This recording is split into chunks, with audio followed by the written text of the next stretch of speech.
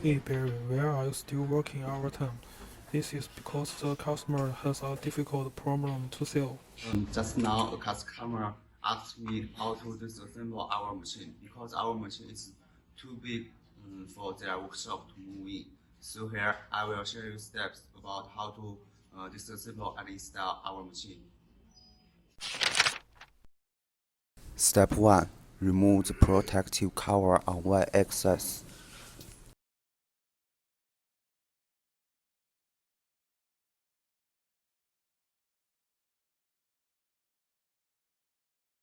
Step 2. Remove the emergency stop buttons.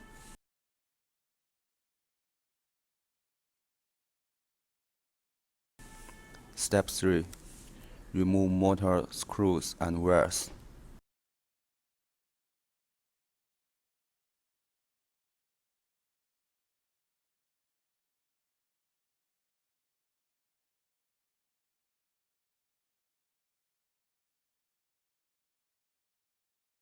Step 4. Remove the tin.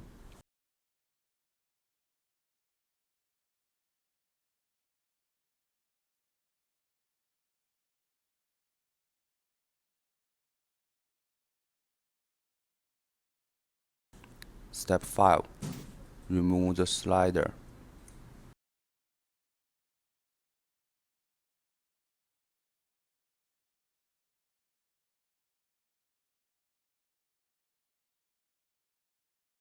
Step 6.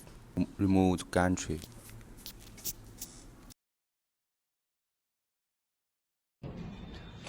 That's all steps about how our machine is disassembled and installed. Hope that will be helpful for you. That's all.